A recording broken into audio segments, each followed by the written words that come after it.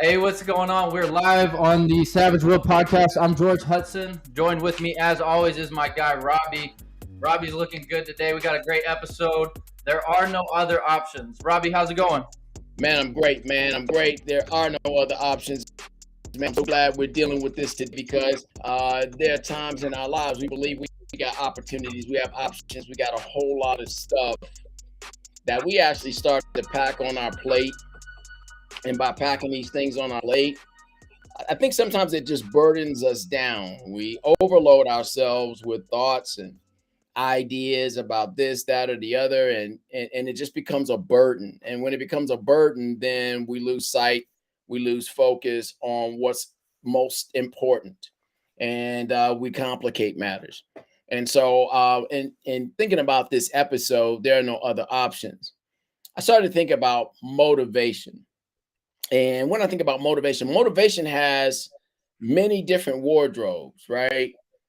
Motivation masquerades as a fine linen, like a special meeting invite, or a call from somebody special, or word fitly spoken at the right time. When you think about there's no other option, there's so many connotations that can arise from that. So for me, it's the opportunity option, which says you can, it says you will, it says you must, and it says go do it. And so in doing that, it becomes very my thoughts become very singular. My drive becomes very potent because I'm locked in on a purpose. And I schedule time and I schedule that energy, I schedule that drive, and I schedule a proper strategy around it in order for me to accomplish what needs to be accomplished. And I give it a time frame. And then I give it space to breathe. And so I also remind myself of something that's very important to me. It's a quote that I made for myself. When procrastination invades your today, the potential at being a champion is retarded. This is putting pressure on your tomorrow because excuses will follow, trending in your fears. I'm going to say that one more time. When procrastination invades your today, the potential at being a champion is retarded. This is putting pressure on your tomorrow because excuses will follow, trending in your fears. Let me just share this real quick, Jordan. I want you to jump in Mhm. there. Yeah, I got a couple. Live as there is no plan B. Start the journey. Like I read the book a while back, and I read a caption, and the gentleman was talking about how he started to swim. Or thought the thought was about swimming across the lake to Hmm. get to the other side, and he didn't put on life preserver, no life raft, none of those things. Just the commitment to life or death to getting to the new shoreline. I believe when you have just a plan A and there's no plan B, you throw everything out. You don't look for excuses. You don't life raft yourself. Um, put a life preserver on for failure. You make a plan and a strategy for winning, and that's all that matters. George, talk to me. Yeah, it's like the burn the ships mentality. Is that, this is my mission, this is my goal, this is my hope, this is what I'm going to make happen. And then sticking to it, committing. I think there's so much lack of commitment out there today that, oh, it just wasn't the right time. It's not that simple. It can't be me. I Right, guess it really wasn't cut out for this. Is the excuses that we tell ourselves all the time, and people let right, those hold weight. It's like, don't let that excuse stop you from being, accomplishing the goal, because everyone has to run into those obstacles. It's just you that decided to let that ruin it, right? So right. it's just a matter of there is no plan B. This is plan A, and there's no other letters in the alphabet, That's right? good stuff right there, man. Because really, when you think about that and you throw it all out, all the B's out, and just stick with the A category and just deal with that alone. There's no confusion. Like you said, there's a commitment. There's a singular mental buy-in, and then your buy-in, you sell out. What do And you? Robbie, real quick, I got a question. What do you think stops people from going all in on one option? Fear. Fear, because if I go in all in on one option, right? If I fail at it, I believe that either I don't have what it takes, I didn't have what it took. There might be a negative voice in my past that says you're not capable or smart enough or have the right equipment or effort, man, to be able to get those things done. And so it's always that hedging. And in that hedging, I think it's a strategy from those that have and those that know how to obtain. I think that the hedging is there on purpose. The plan B is there on purpose so that people, in the event that they fail, they go into consuming something else. They go into buying into something else. And so they forget about their dream. They forget Mhm. about their journey and what they want. And then they start committing to a lesser. And the lesser is working for somebody else's dream, working for somebody else's capability, and putting a sideline on yours in exchange for money, in exchange for your time, in exchange for your effort. So I think that's what I meant by trending in fear. We oftentimes trend in fear. But when you live your life that this has got to be it, I'm Mhm. going to do this and I'm going to accomplish it no matter what. It's a difference that goes on. There's something that clicks on the inside. And I'm going to give you this quote. Bernard Edmonds said something. He said, to dream anything that you want to dream, that is the beauty of the human mind. To do anything that you want to do, that's the strength of the human will. To trust yourself, to test your limits, that's the courage to succeed. Bernard Edmonds said that, and that's 100% on point. You have to commit and then you go. I Mhm. don't know what you do, you commit and then you go. High achievement always takes place in the framework of high expectation. And if you don't have a framework for high expectation, you will not have high achievement. Yeah, I think I'm gonna jump in right there because you said you have to commit and then you have to go. Yep. I think people wait for the wind to blow, something just to happen, the stars align, something, the ducks are in a row Kismet. before they even commit. Right? They want to look for all the signs pointing west, and then they'll go west. Right? But I think that's backwards. You have to decide what it is based on what your gifting is, and then commit to the idea, and that's what's going to keep you rooted in it. Because if you go with the wind, you're going to blow away from whatever you feel like you commit to Right on. right off the bat. So I think that's why so many relationships fail, so many marriages are breaking up, so many other things is because it feels right and they don't sit and evaluate the logic and the gifting and really like sit down and evaluate it on paper before they get swept away in the moment, whether that's with a business, with a relationship, whatever it might be.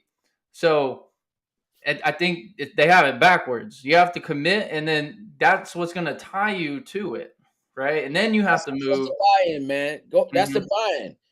Charles Schwab said, when a man has put a limit on what he can do, he has put a limit on what he can do. mhm, And so if you live this life with limitless potential, with limitless meaning I can do all things. mhm. I will accomplish all things. If you live this life with grit, and grit can be learned and grit can be applied. If you live your life with grit, grit being by definition, willingness to commit to long term goals, persist in the face of difficulties, applying effort, planning, and good strategy to succeed, the ability to see, simplify life, establish priorities, enhance effectiveness, the ability to see yourself and your goals more accurately, that's grit. Mhm. And when you apply grit to your effort, man, you apply grit to your planner, you apply grit to your timetable, you apply grit and say, I can and I will, I shall, I must. Then things change exponentially greater for your life. Yeah, and you can't get there. You can't have grit if you don't face the challenge and obstacle and welcome it, right? Like every single thing in life has a level up, Yep. right? Video games. I was listening to this podcast the other day. The guy was talking about how, like, on average, the Super Bowl team that wins the Super Bowl has the most difficult schedule the following year. So the more you win, the harder it's going to get, and the better the result will be. You just have to enjoy the process. You're going to be challenged, and you have to look at every challenge as an opportunity to level up. The So challenge and the obstacle is the test. That's that's the devil in the details. You listen. You can have a wish, you can have a dream, and you can have a plan. Decide which one it's going to be. right. Right. So in your wish, that's just a fleeting thought. It's a Mhm. feel good. In your dream, you start to imagine, right? And when you start to imagine, you might attach a little bit of hope to it. But when you take it out of a wish, you move it into a dream and you take it into a vision. So you have vision, you start writing that thing down. And when you start writing that thing down, then you put to pen and paper purpose, and you put a plan to it, and you put all the other ingredients necessary to make it work. Damar Hamlin said this: it's a lot to face your fears when you know your purpose. Get to a place where you're ready to address your fears, because the reality of who you are, the reality of what you're becoming, the reality of what you can do, bar none, doesn't matter what comes your way. If you face your fears, you can face life and death and still achieve purpose. Watch this. Mm-hmm. We all know what happened to Damar Hamlin. Took a heart shot, stopped him. He literally died on the field and he was resuscitated by the grace of God and the help of the paramedics. Man, look at this guy. Watch this. Before that shot, he had a project, humanitarian project, valued $2,500. While he's fighting for his life, that project grosses multi-millions because people started to pray. People got on one accord. People got in. But he listen, in his mindset, he believed that he could do all things. He believed that God had purposed him to do that take that vision and build that foundation. He believed that. So why wouldn't God put him through an obstacle, a challenge, an incredible test, a test of life and death? And out of it, look at how he funded this dream. He funded this vision. He caused this thing to come to pass. Dak Prescott said he lives off of faith, fight, and finish, because his mother who died from cancer left those 3 words for him and his family: face and overcome your adversities. Be vulnerable. It's okay, but be great and go beyond your circumstances. He said that as he won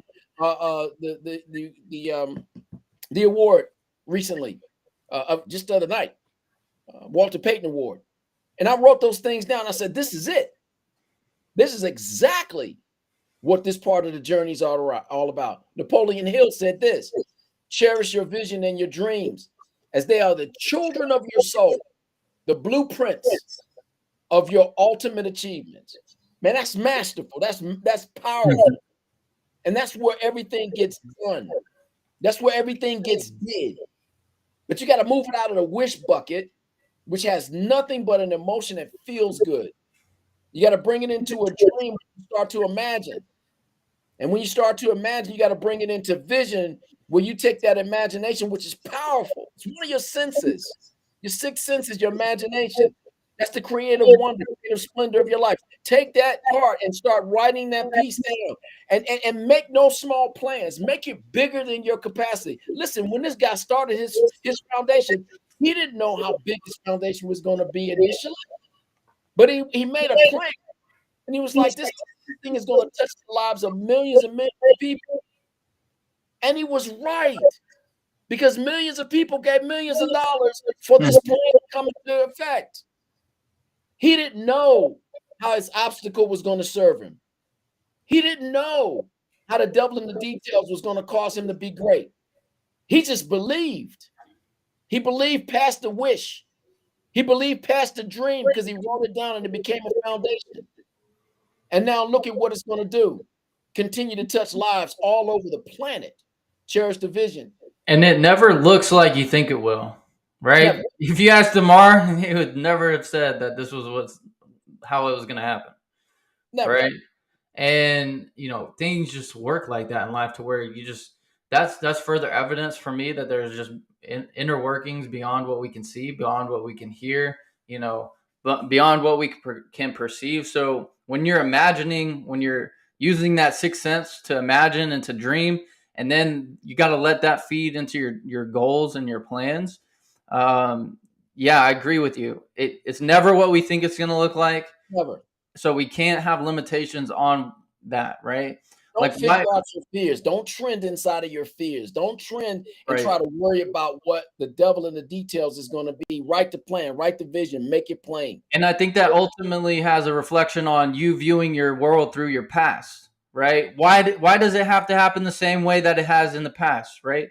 That's when we get trapped to our situation, to our outcome, to and because that's what happened in the past, that has to happen in the future. No, No, absolutely not.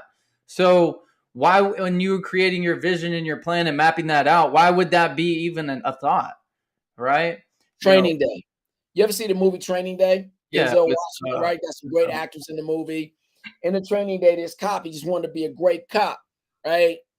But he didn't realize being a great cop meant he needed to understand what being a dirty cop looked like. mhm. Some devil in the details. And so becoming a great cop, he had to put a dirty cop in prison. He had to go through and understand how a dirty cop thinks.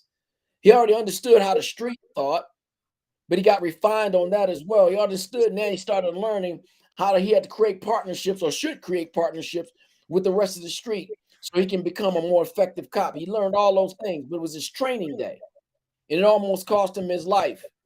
But because his principles were intact, he was able to rise above the temptation to fall and be consumed by what he thought or what was being taught to him as the only way to be a successful great cop. No, so he overcame it. So I love the movie Training Day.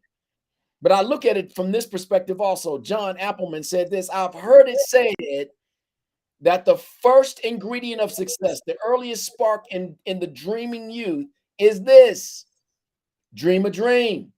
And that goes back to I've dreamt my dream. Mhm. Have you ever laid down, George? Have you ever listen, think about this for a minute. I want you to answer me on this. Have you ever taken a dream, it came out of the wet bucket, it's no longer in motion, Mhm. and you just wrote down a thought? For example, the name of this message, that was a dream, that became a thought. We Right. wrote it down and we started laying back on that thing. And then things start to manifest thoughts, ideas, strategy. Boom. We came up with this thought over about a week ago, right? Mhm. And so have you ever laid down on a dream and then woke up or was awakened with vision to carry it out? Yeah, and back to what I was saying is it never looks like you think it will, and you'll never feel how you think you will when you reach the goal. No matter what level of life you get to, because there's always more. And the idea is that you want to focus in on the path, right? That next step. If my next move is the next best step for me, what does that look like? What is the next right move from here? And it's really important to do that right after a mistake, or right after you've fallen asleep in life, right after you've kind of been falling back to the rhythm of the past, I guess you could say. And then say, okay, if I have to break this cycle, what is my next move? What should that look like for me to move towards my goal? Right. And this is this gradual daily process of, when I wake up, if I want these results in the day, what does the life of a millionaire look like?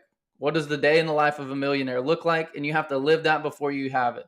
Or what does the day in the life of a successful salesman look like? How many audios do I have to listen to? What does my phrasing need to be? And then you start, like, the vision is, or the goal and dream is that end result, right? I want to get to $1 million broker or $1 million sales or something like that. I want to get to this result. Okay. And then you go back to point A, is like, okay, what are the steps that I need to take to get there? And what is my day to day? What does that need to look like? Where do I need to stop spending time in the other things that aren't feeding into that goal? Where do I need to limit the time doing those other things? And what is the time, like what is my daily schedule, and like map it out to the minute. And then you'll get to a point where you don't have to do that anymore, because then you'll bring it into your daily rhythm, your daily like psyche, your daily like programming, right? But for a little while it takes that detailed, that minute planning to really break that pattern. So my question to you was, have you ever laid down on a dream and woke it up in a vision? And I like the details that you gave me, but I was trying to drive at something like Sir Isaac Newton laid down on a dream, right? And he woke up and he changed the game for science. Nikola Tesla laid down on a dream and he woke up and he changed the game for electricity, for pulse rays, the whole 9 yards, stuff that we're just starting to use that we were afraid to adapt. Billionaires lay down on a dream and they wake up in a new reality and they chase after the vision, all the details that they put to it. And so I know we have this term called dream catchers, but they're dream catchers, man. They lay down on that dream, they catch that dream. It creates a reality for them, it creates a vision for them, and they go chase it. So as a child, I remember in my Bible study downstairs in the basement of the church, First Baptist Church of Deanwood, they was teaching a Bible study, and they said, "What do you want to do?" I said, "I want to change the world."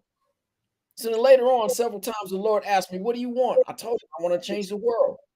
I want to turn people back to loving you." So again, when I was a young adult, he says, "What do you want?" God speaking to my heart. I replied, "I want to change the world. I want to change everybody to come back to loving you." He replied then, as a young adult, "Build me a nation, one person, one family at a time." I said, "Okay."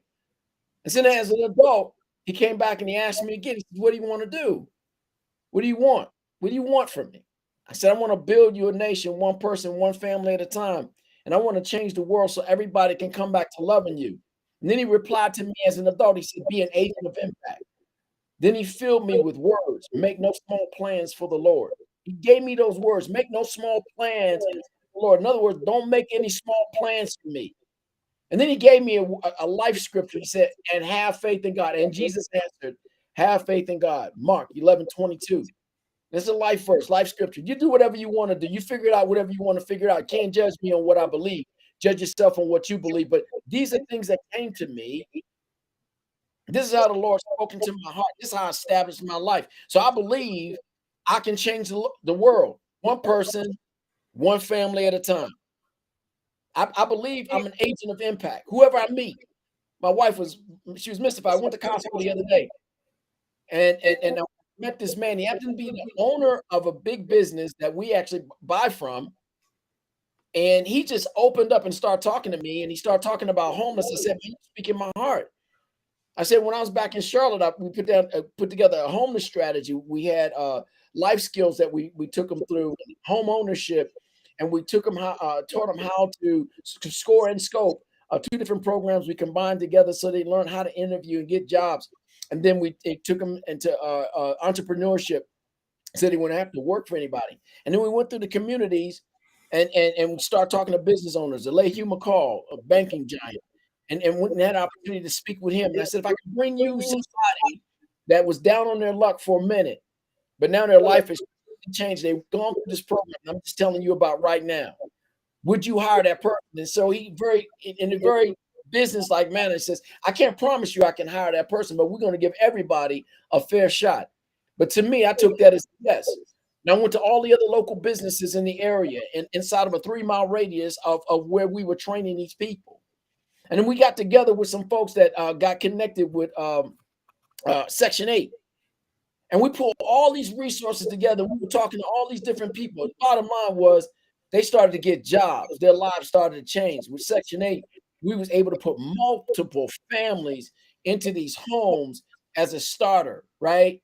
And because of our connections to all the other churches in the area, we were able to literally fill every home, every bedroom, 3-bedroom townhomes in this one community, top to bottom, every room filled with furniture, all the things that are necessary. We filled their cupboards up, and everybody had piano. For whatever reason, the Lord was blessing us with pianos. We filled up all these homes and everybody got a piano. So what I'm trying to say is those things that I asked, that the Lord asked of me, and the responses that I gave of him, and I'm not done. I got some other things that's got to be done before I leave this planet. I gave him a reply. My reply is consistent. And that's what I believe has to happen when you have a vision. You have to be consistent and persistent. Man, I've been through some stuff. I got rear-ended by an 18-wheeler truck. Lost my memory for 4.5 years. Had to get my memory back. Had to work my body back out. Gained 50 pounds. Had to get that 50 off. All kind of stuff. But it never deterred me making small plans for the Lord. None. For me, wanting to change the world, one person, one family at a time, not at all.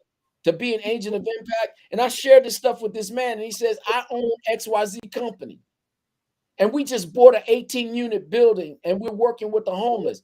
And he started telling me all about his life. And I told my wife, because we was at Costco, and she was like, you have that effect. Everywhere you go, people just open up and tell you everything. Be an agent of impact is what God told me to be. So I trusted him to put words in my mouth that I need to speak at the appropriate time.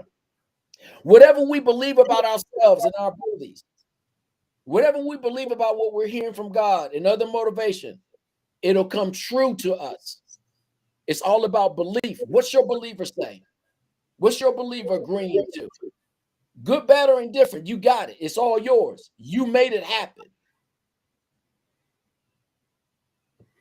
Yeah, I would definitely say that there's some things that are being mapped out now, and for the sake of like letting those concrete and manifest and play out, I'd rather not like divulge everything. But I see the process that you're talking about. It starts with the vision, and then pieces start to move into your life, and you find yourself in these situations that you're like, man, that's not coincidence. No, that's why I'm here. That's my purpose. That's what I was put on this planet to do. And you get these feelings every now and then. I call them like eagle eye moments, right? Where your vision just gets wide, and you're like, okay, I'm here. Like, this is exactly the path that I need to be on. These are the conversations I need to have. This is how I need to present myself. This is, and then it's almost like a video game, and you're creating a character, but it's happening right in front of you, right? And I always hear all the time these people say, if you don't have the life that you want, write a storybook ending for a life that you would want to create, and then make it happen, right? And there's always an obstacle. There's always the climax. There's always the obstacle that the main character has to get over. And I think I love movies so much because they paint such a quick picture, but like I guess the downside of that is that we want this overnight success. We want the flower to bloom overnight. We don't want the storm to come and last so long. We want the storm to come, but then we want the reward immediately. Right on. And then, so back to my question earlier, it was, what do you think stops people from focusing on one thing? I think there's a lot of distraction that comes into play. Fear is definitely an element, but we live in a world where there's a distraction at every fingertip. You don't even have to leave the house to be distracted. You don't even have to move out of bed to get distracted, right? And then before you know it, you've laid in bed another hour before you even got busy on your plan,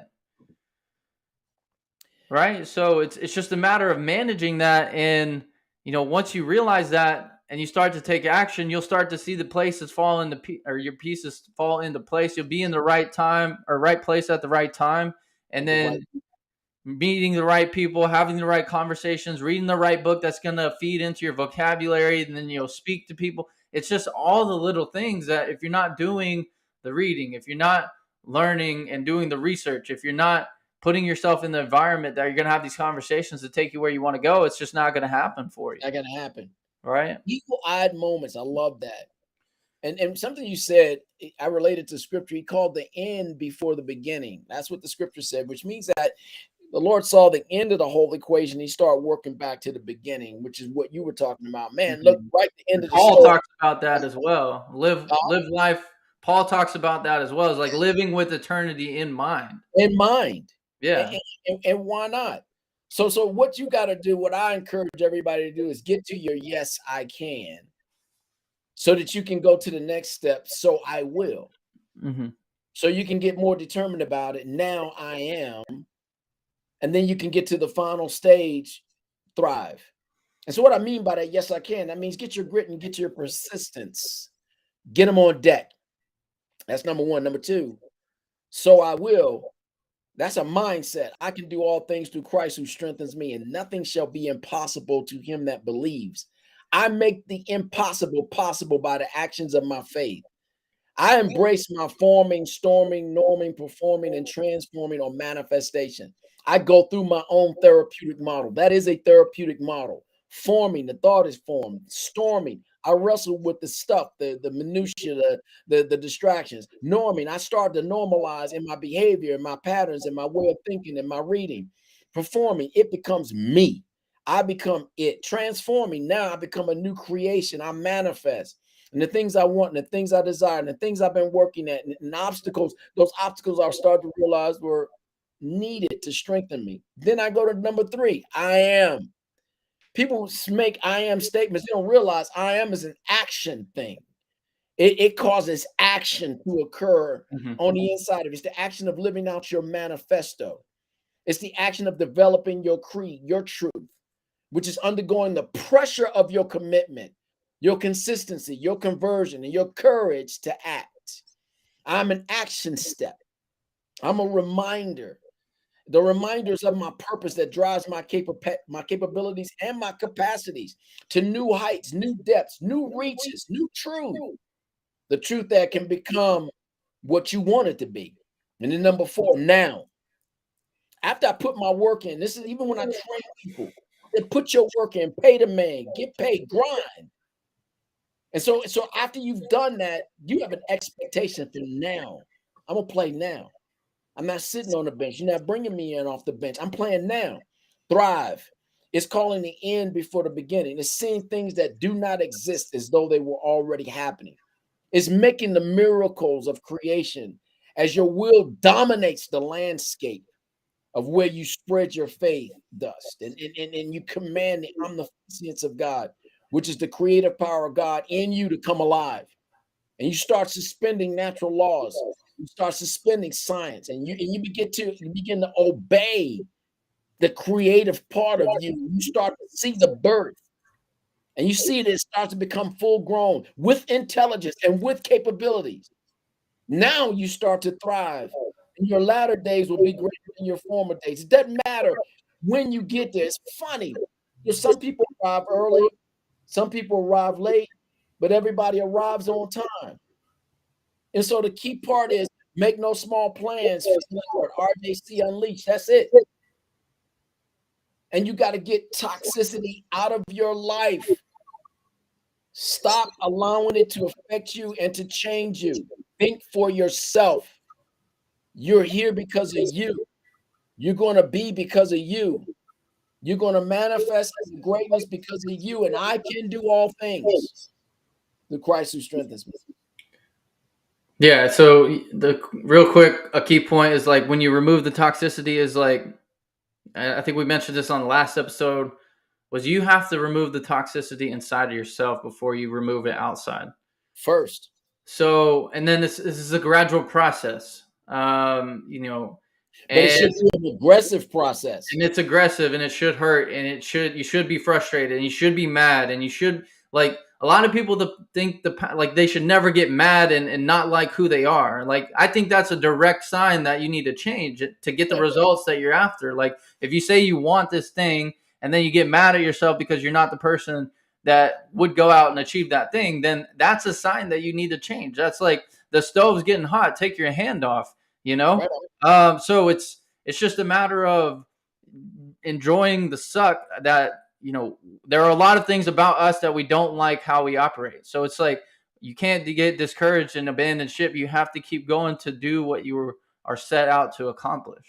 And put the narcissist in timeout. Exactly. And you have to tell yourself, all right, I'm not where I want to be. I'm not where I need to be. I'm not where I feel like I should be, but I'm exactly where I need to be to make the changes, right? At least the door is opening. At least the light is at the end of the tunnel and you have to run towards it. And run towards it. You know, and it's scary and it hurts and it sucks. And, you know, we have all these expectations and all these other things, but the simple manner is that, like, You just have to keep going long enough to where you'll see the light and you be in the light, right? Run to it. Exactly. And then you don't have to, like, you can't worry about what other people are thinking, why you haven't achieved this. Like, all that is just noise. Poppy dot. So what? So what? Exactly. Get Right? that so what? You got to get that so what in your constitution. And the biggest phrase or affirmation that I listen to and I say to myself is, you don't have to be perfect to get the results you're after. You just have to keep moving. Keep moving. Because no one's perfect. No millionaire is perfect. No one's got it all figured out. They just kept moving long enough to get some great results that are above and beyond what other people have. So man, that's rich. That's rich thinking right there. And I like what you just said, because that's the difference, man. You know, and again, we're talking about mindset, and we're talking about thinking for yourself, and mhm. you're here because of you, and that's George. What you just said is giant. Make sure you cut part of that out and put it on the reel. That's hot. Reel it up. Reel it up, baby. And so, guys, hey, look, we coming up on that time, man. This is Savage Will. We tried to do 11:11, but we didn't bounced up into about 30 something minutes right here. And we're so grateful that you guys are still in it with us. We're in it to win it, because we're we are changing lives. And part of the change and transformation that we speak of is when you unpack yourself and you unwind from all the stuff that you think you can't do and all the stuff that people said you were limited, and you start to embrace the fact, I can do it, I can accomplish it, I've been doing it, and you start not running from the devil and stop running from all the details, and you start to embrace it, and you start to realize, I'm gonna overcome this thing, I'm gonna go through this thing, I'm not gonna go up, I'm not gonna go under, I'm gonna go through it, I'm not even gonna go around it, because some parts of your journey you got to go through it. You got to know it. You got to express it. You got to feel it. You got to understand it, because you're on your way, and you're going to be teaching some other folks, and you're going to be able to bring in content, detail, strategy to help them get through something so that they can have the greatness that they so richly desire and so richly deserve. And I got to tell you something, Savage Will, you deserve great. Mhm. You deserve awesomeness. Don't let anybody tell you you don't. And Mhm. please don't let your struggle confuse you and make you believe you don't deserve it. Your Right. struggle is strengthening you. So you Instead can of saying, yeah, instead of saying, look at my situation now, there's no way I'd ever get to where, this amazing result down the line. Flip that over. It's like, imagine yourself getting to that result and see it. saying, man, I can't believe we got here. Look where we started, and we got here anyways. There's no excuse. And How I that think song says, started from the bottom, now we're here. yeah, exactly. So, and there's one of the things that I think about all the time is that part of what I do is help people start careers. And there was one guy that it was in prison, and I helped him start one of our programs. Yeah. And I'm like, I'm just sitting here thinking, and I think about all the other conversations I've had with people where they're like, no, it's just not the right time, or I just don't think I could do that, or what better time to do it than, when you're Yeah. at rock bottom. The Yeah. only direction you have is up, right? And the only way to go up, the only way to elevate is to go through your obstacle. So, There's a book out called The Obstacle is the Way. mhm. Find it, read it, apply it. It'll change your life forever, because there are no other options, guys. There are no other options. You got this thing. Don't allow for procrastination to trend in your life, not one day, not 1 minute further. Get up, get out of, start writing down your dream. It's already gone from the wish. It's gone into the dream. Let the dream speak to you and give you the details. And then you tell yourself what your value is. You communicate to yourself your worth. Every time you write down an aspect of your dream, every time you write it down, it becomes vision. And it starts to become alive, because you're taking an action stuff. You're becoming an I am. And when you start doing that, give yourself value. Value. Listen, here's a value. I wrote down 3 things today about my dream, my vision. I accomplished one of those things about my dream and vision because I took the moment to write it down. When you journal, what happens? I'm telling you something. When you do this, you start to journal what happens. You start to see, wait a minute, I am progressing. Mhm. You can't see progress if you're not journaling at some point in time. It's so many dynamics that's going on in this world right now that distracts you. George, you spoke about it earlier. So you've got to be able to stop at some point in time. Make a hard stop. Put it on your watch so it rings out like an alarm. 8 o'clock, hard stop. Mhm. Write down, journal what you accomplished. 4 o'clock in the morning, hard wake up and write down one or two, three things that you want to accomplish Yeah. and make it relevant to your dream, to your vision. And then journal at the end of the day. In a month's time, look at how far you've come. Mhm. But you gotta have some activation points, you gotta have some rest stops, and you have to have some hard stops so you can check your progress. Otherwise, you're going to be so busy at what you think is right. You could be very busy and doing things that are wrong because somebody suggested something to you and you're not obeying your dream and you're not obeying the vision part of it that's been speaking to you that wants to manifest and it's been manifesting to you, but somebody else came up with something. Mhm. And I think the big thing is like being open, like we mentioned, to the outside like environment, right? There are other things happening that we can't view, that we can't observe, that we can't see, that are outside this light spectrum that we can't observe with the five senses. So you have to lean on like God to lead you in the right direction, right? You have to be open every day. Like one of the best things I think I've been doing lately is I wake up every day, and when I'm just laying there and maybe procrastination is knocking at the door, I say, "No, let me see how good today can be. God, show me how good my day can be with the circumstances I have and how I can elevate today." And it's like a little light switch or something goes off and I get excited. I'm like, okay, I'm going to get closes. I'm going to help people start their businesses. Show me how many people I can help today. Show me how good my day can be today.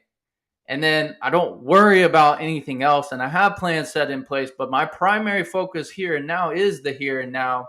And it's like, show me how good it can be. Show me how good my workout can be. Show me how much better I can feel after knowing that I achieved what I know I should and what I was capable of doing. Right. So show me how many people I can help. Show me how much money I can make today. Show me how all these things that get you excited, that get you out of bed, and you have to write them down. And I'm a big fan of taking 15 minutes, just set the timer, nothing else exists. If you're reading, if you're mapping out, like, okay, I'm going to take 15 minutes and think about what are the things that I did to push me towards my goal this past week. And then you sit there and say, okay, if it's nothing, then that's fine. Don't beat yourself up about it. Take 15 minutes now to do something. So next Sunday or Saturday, you're like, okay, I did that. Every day I set the timer for 15 minutes. I learned a new skill. I observed a new trait. I read a new book. And it was all geared towards, whatever the end goal is. Me actualizing. And then you'll get to that tipping point, and that's another great book. It's a great book. I believe it's Malcolm Gladwell. It's a great book. And then you realize when you build momentum is key, right? Like it's so hard right now because you haven't built momentum. You haven't built that stuff. You're unwinding, unhinging from the programming that you've been doing in the past, and that's led you to get the results that you have now. So, George, we're gonna have to bring this back next week, man. Yeah, so we gotta bring it back. We 44 deep right now, man. Hey guys, thanks for tuning in. We gotta come back with this. If you guys don't mind, episode 40, we're gonna pick right back up, man. We're grateful that you gave us this 44-minute stretch going on 45. We're gonna bring this thing back. Do me a favor, listen to this again, take down the notes, but then go invite some folks, man. But this is real time, this is real stuff. And this again, and what George is dropping right now, this.